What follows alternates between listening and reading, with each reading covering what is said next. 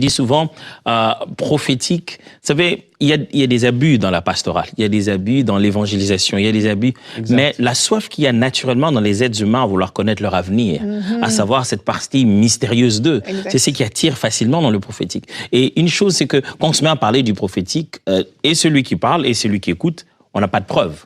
On peut installer un avenir ou un passé. On n'a pas de preuve, on ne va pas dans quelque chose de concret. Ce qui veut dire que je peux sortir de là-bas et on vient de me dessiner un avenir qui n'arriverait pas. Mais pendant ce petit moment-là, soit une personne a juste satisfait son ego de se sentir un peu supérieur à toi. C'est ça qui rend les choses un peu difficiles. C'est que celui par qui Dieu passe pour donner le message veut absolument que tu le regardes comme spécial.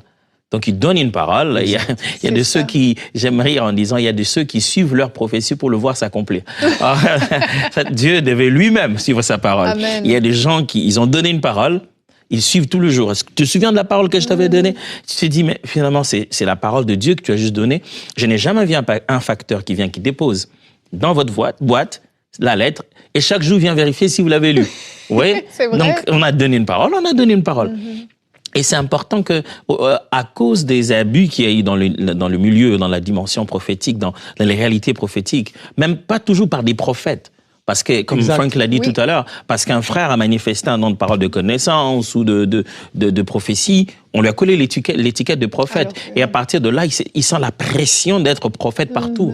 J'en ai entendu de toutes les couleurs, je t'assure. Il y a des gens qui allaient sur Facebook, qui préparaient, ils savent qu'ils vont rencontrer Frank, ils vont voir Frank est ami à qui, ils préparent tout. Catastrophe. Donc, quand ils savent que tu es là, ils vont tout raconter de ce qu'il y a sur ton Facebook. Et ça donne l'impression d'être wow. C'est aussi la quête du wow qu'il y a dans notre génération. Voilà. Tout ça. Et aujourd'hui, c'est comme ça que c'est très facile que dès qu'on dit prophétique, certains qui ont déjà goûté se disent « Oh, non, je ne vais pas ». Et certains qui veulent y aller, qui veulent essayer, qui veulent vivre le prophétique, veulent être du côté des grands, là.